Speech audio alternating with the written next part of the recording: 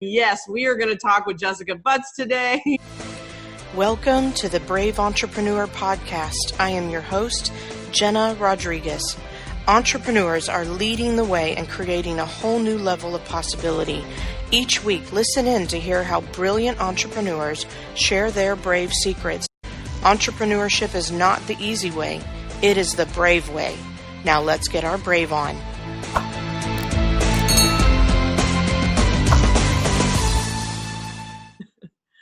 Hello, everyone. You are in for a treat. Welcome back to another amazing episode of the Brave Entrepreneur Podcast. And yes, we are going to talk with Jessica Butts today. She's ready to raise the roof. She does Always, it very easily. Always. I know, right? And we are going to dive into a conversation. She is brilliant at Myers-Briggs, right? This personality conversation. However, she has the most amazing distinction and kind of her own IP, right? Her own intellectual property called Front Seat Life. And I can't wait to dive in and get to know her more, share her brilliance with you. But first and foremost, if you're new to me, if you're new to this show, just want to quickly introduce myself. I'm Jena Rodriguez. I'm your host, and I am a transformational mentor, growth strategist, speaker, author, podcast host, as you can tell. And I love working with entrepreneurs and top leaders and CEOs at plateaus to kind of break through the noise and really up-level your emotional intelligence, right? Really elevate that EQ. And so I do that through multiple, platforms and things like that. And this kind of conversation, I have people on here that are doing just that. They are conscious. They are elevating the conversation in the world. And Jessica is one of those friends of mine that I had to have on the show. So welcome, Jessica. Thank you so much for being here. Thank you so much, Jen. It's so good to be back with you. We were talking before the podcast started about how amazing it is that kind of the world keeps us in contact. So we met many years ago at an event in Dallas or Texas or somewhere. I guess Dallas is in Texas, but somewhere in Texas.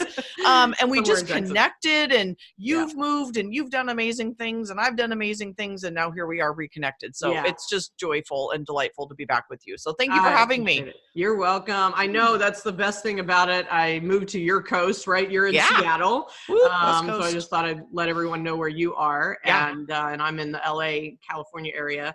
And I'm just excited to be on the same coast as you at this point. Yes. Love. I love it over here. Yeah. We were talking about that too. Just a Seattle girl at heart. Yes. Born and raised, right? Yep. So, well, first and foremost, just go ahead and introduce yourself a little bit so everybody kind of gets a picture of what kind of work you do in the world.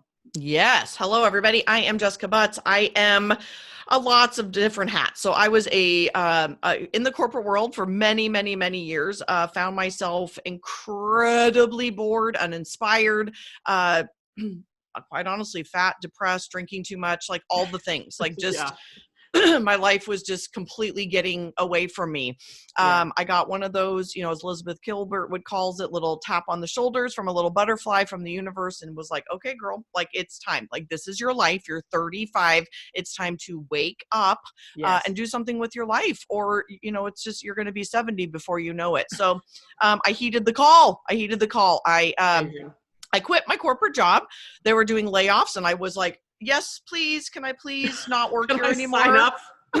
No, I'm number one. I don't care if it's $5. Get me the F out of here. I'm done. Nice. And so I did that. And then as the universe works, or God works, I believe in both. I was introduced to this graduate school program literally 2 days after I said goodbye to my job, introduced to this program. It was a graduate school program to become a therapist, which I had always wanted to do, but never had the audacity to even put that out there in the world. At the time, I was also going through a humongous shit show with my husband, affairs and addictions and all the stuff, not on my part, but on his part, but way past that. So it was just a mess. There was a lot going on. And through our time together with our therapist, there was many times that I sat there and was like, damn, I think I could really do this better than this person, because they don't have really any idea what this feels like on both Yeah. of our parts, on his part or my part. So I went back to graduate school. I became a psychotherapist. I did couples counseling for a number of years, loved it. But as you, Jena, I am an entrepreneur. And what I realized was I had just created myself another job. Like, Yeah. I luckily was very, very good at my job. I had a full practice before I knew it. I was totally exhausted, and I was also going through a divorce. So I ended up leaving my husband and continued to grow this practice. And I was like, this can't be it. Like, I love doing this work, and I've pigeoned myself into hours for dollars. So I pride myself on being an ENFJ. You're an INFJ, and we'll maybe have time to talk about what that means. Expand But on that. as an intuitive type, we are Yeah. creative. We're visionary. If we're talking about Rocket Fuel, that book that from Gino Wickman, like, Mhm. we are the visionary, creative, intuitive types. And so someone challenged me to write a book and about Myers-Briggs, which I'm obsessed with, but then my own take. So I started doing these, like, I always joke about this. Like, my first workshop had 3 people at it, and one of them was my mom. And that is a Nice. true freaking story, a true Yeah, story. I And I believe did the whole kit and caboodle. Like, I had snacks, and I had the whiteboards and the slideshow. I did the whole damn thing for 3 2 people. people and my mom. And I just created this system, and people were like really responding to it. So anyway, I wrote this book, which is really, I'm considering it a revolutionary new approach to Myers-Briggs. So quickly, that book did way better than I thought it was going to do, which is called Live Your Life from the Front Seat. It's all about personality type, and then kind of my take on it about backseat energy, front seat energy, living your innate gifts, where you go under stress, what it's like when you do stuff you suck at all day, which is my second book for entrepreneurs called Don't Do Stuff You Suck At. And so it's just kind of morphed. I realized the other day, I graduated from grad school in 2011. So next year in 2021 will be 10 years. Nice. And I've done a lot of shit in 9 years. Yes, you have. And I'm very, very passionate about it, as you can probably tell. So my BHAG now, my big, hairy, audacious goal is to really get as many people that are interested in changing their lives around personality type as possible. My niche, who I really enjoy working with, are what I consider kind of the weirdos like you and I. Right. We're creative. We think outside the minority. box. Yeah. But totally not in the muggle world. Like, right, Jena, I'm sure you've had moments where you're like, who are these people? Like, this white picket fence life, this ain't for me. This is not my jam. And those people, there's a reason. And it's literally how you were designed by God. You came out of your mama with your personality type. And what we are told, right, is that we're not supposed to be this way and be well-rounded, and you better be good at math and art. And those are like 2 different people, right? And we're not good at the same things. Yeah. And so I love working with intuitive types to teach them, one, why they're different, why they're unique, why this is their specialness in this world. And then I work with entrepreneurs too, that niche only, about don't do stuff you suck at, which for them are details, data, minutia. Like, the first thing you need to do is hire a VA who is your exact opposite personality type. So that was a very long answer to your very short question. No, it's good. I'm like, you got storing in there, you got the details in there, and that's what I wanted you to lean into, is like, what is your distinction? Because I think I love that part of you. So and I'm that intuitive, and it's so funny you say math and art. I'm actually good at both, which is weird. Really? I am the weirdo. You are a weird anomaly. Yeah. I'm even bigger weirdo, like, because I really don't fit in.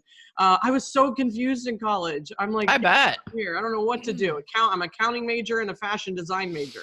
Like, Wow. That is very, very unusual. I'm guessing most of your listeners for the Brave Entrepreneur podcast are this intuitive type, which means they are likely not the weird anomaly that you are, which means we grew up in school, in college, all the scholastic umbrella really makes intuitive types feel stupid, Yeah.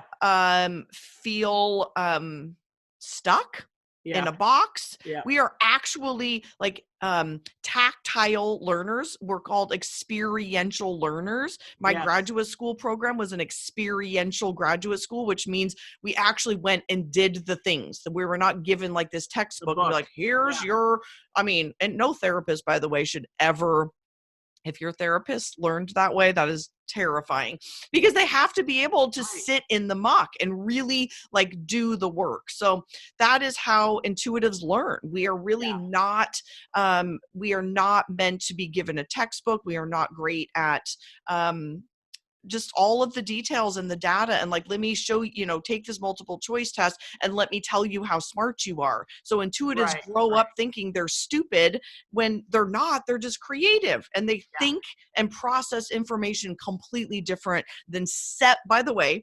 75% of the population is the other way. They're called sensors, which means they take in information via their five senses. If they can touch it, taste it, hear it, smell it, see it, it is a fact.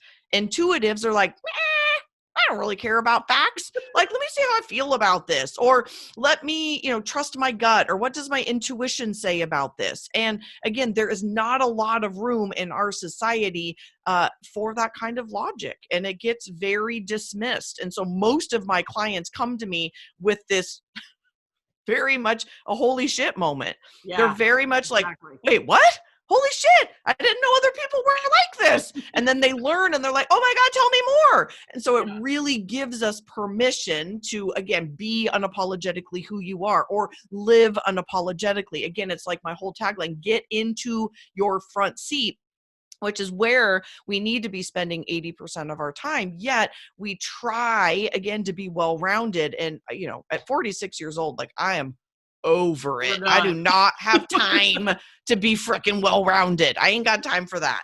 Yeah, I love you. Oh my gosh. No, this is so good. And I resonate 100%. And I believe that, I'm becoming aware, obviously meeting you years ago and becoming aware of your work. And I read your book and did all that. And you are clearly extroverted. I'm introverted. All those, but it's all good. I'm still that intuitive. And I know I spent most of my life, really trying to fit in the box, and it never felt accurate. And I thank goodness early on, I was able to, my dad was a computer programmer, work at corporate America, die in a cubicle, retire, whatever, same thing. Totally. And it was like, oh my gosh, I'm going to shoot myself if I have to do that. Like, that is not my jam either. Right. Yeah. How old were you when you figured that out, Jena? So, in the middle of college, because that's when I moved from, I was thinking about being a lawyer, a financial analyst, and because I was good at numbers. So I was an accounting major initially. And then I heard that epiphany, and I was like, oh, this has got to change. And that's when I went to the creative side of me, which I did computer-aided fashion design. And it worked at Express headquarters for a little while. And then makeup artistry followed that. Right. But then inside of all of that was entrepreneurship. It was, how do I do this on my own? How do I lead on my own? How do So I was younger, but it still took me a long while to just like understand and not be unapologetic. Right. Yeah. Good for you to figure it out then. It truly took me, until I was in my mid 30s. It was just, and I'm guessing a lot of your listeners, half of them are probably in your camp, and thankfully so that you don't waste a bunch of time. And mine and a lot of my clients end up being later in life. There's a lot of people in my front seat squad, in this community that I run, my private clients, all of them, a lot of them get to this feeling later in life. I married definitely the wrong person for me. You marry somebody, for some people, that does not get you, doesn't want to get you, doesn't understand you. You might pick a major and then go into a job, and then you get the white picket fence and the mortgage, and you get all the things. And then all of a sudden, most intuitives are like whoa, what did I do? So This out of is alignment. not the life that I want for myself. They really, most intuitives have some sort of alternative way that they want to live. We were talking about this ahead of time, is that at 46, I may never get married again. I'm in a relationship, but there is a different way that I'm likely going to choose to live. Like, how can I have still this wonderful partner in my life, but not be married? How do we not have to live together, but still be committed? And just an alternate way to live. How can I live in Maui part-time and part-time in Seattle? And, moving across the country. We have a what if quality. So Yes. I call us what ifers in my books. That intuitive types are always thinking about, what if I went back to school? What if we moved across the country? What if I did this? What if I wrote a book? What if I started a company? What if I pivoted in what I'm doing? What if?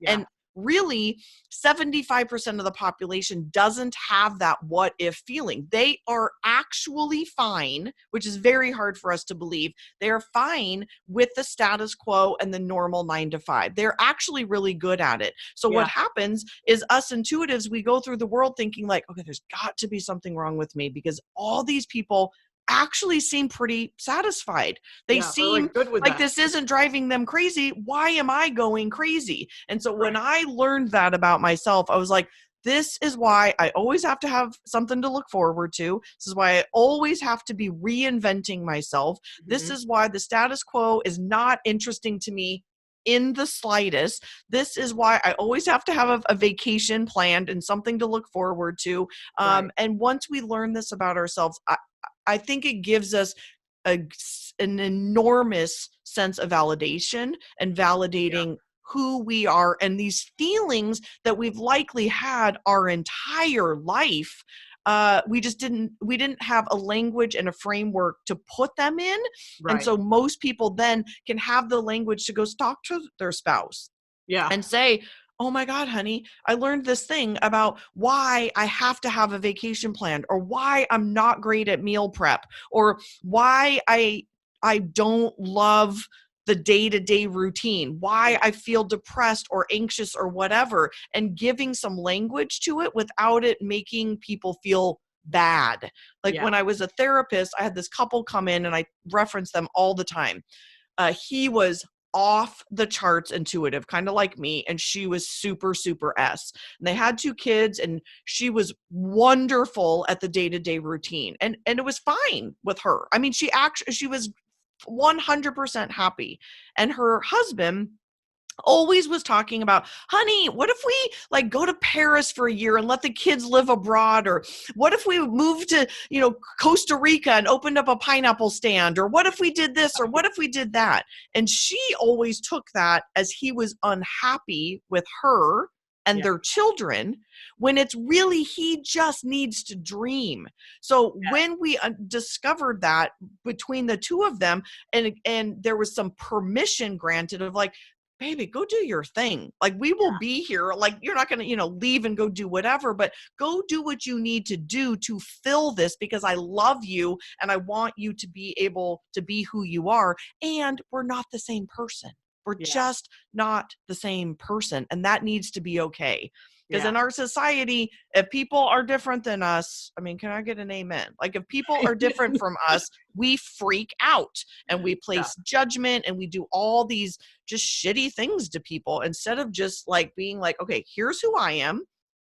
Put your own oxygen mask on first, understand who you are, and then look at your kids, your spouse, your coworkers, your friends, the person at the grocery store, whoever it is, and be like, oh, this is interesting. I can see that you don't have the same energy as I do, and that's okay. Or you may not make decisions the way that I do, or you may not be as organized as the way I choose to be, and that's okay, and I ain't gonna change you. Like, and I'm not going to take crying. it personal when you don't change. Hallelujah.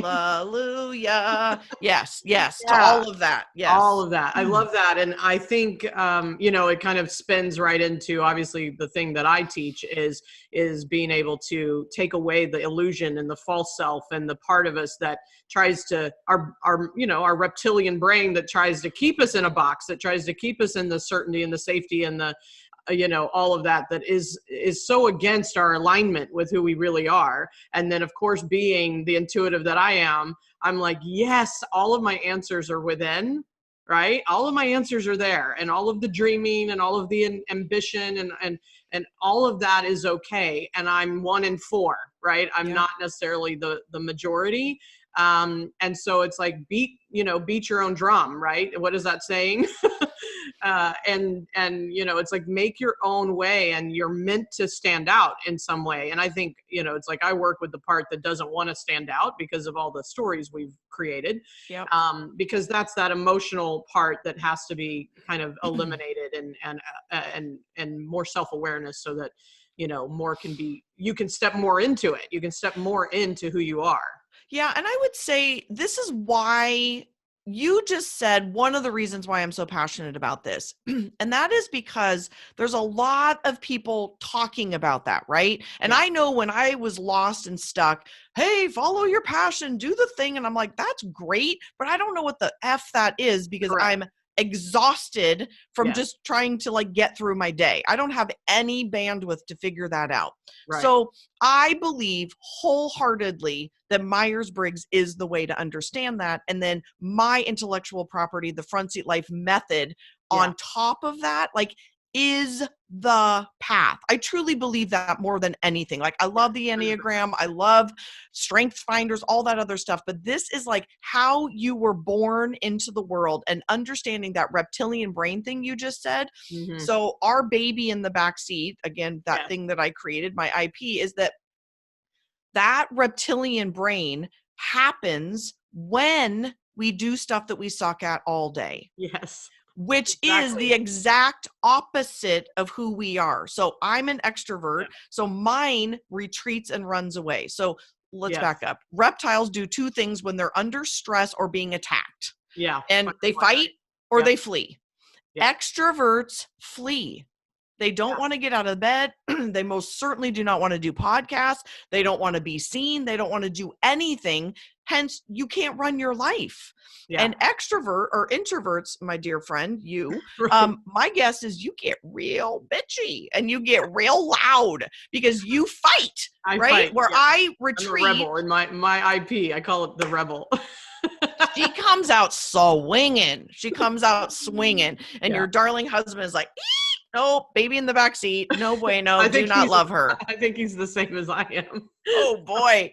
You guys better be nice to each other, because when that stuff comes out. But that reptilian brain stuff is no joke. And when people could start to see that, one, doing stuff that you suck at in your life or your business. I mean, I did it in my life, even just thinking about my husband wanting me to pay the bills. I don't know why he was so hell-bent on it, but this was before auto pay. I was terrible at it. And then we'd get these late fees, and then he'd just yell at me. And it was like this snowball effect. I'm like, why the frick am I doing this? Why is this my job? You're a censor. Why don't you do this crap? I'm terrible at it. And then in my business, very quickly learning, I practice what I preach. I am not going to do this stuff. It is worth the $25 an hour, $30 an hour, $50 an hour, whatever, for someone to do something for my business that's my drunk uncle. So if I sit down to do my books, it's like a drunk person doing it, but that's someone else's front seat. My new director of operations, she's brilliant at it. I mean, her brain hurts my brain. Her organization and her spreadsheets and all her organization in Asana, I'm like, this literally hurts my brain. I mean, part of her interview process was to outline our upcoming launch. Her spreadsheet, I can't even. There's no words for it. I can't even. I sent it to my assistant, and all I wrote was, dude. I just was like, what the fuck is this thing? This is amazing. And I was like, you're pretty much hired. Unless I hate your guts, you're hired, because this is all the stuff that I suck at. So hallelujah. Oh my God, she loves it. And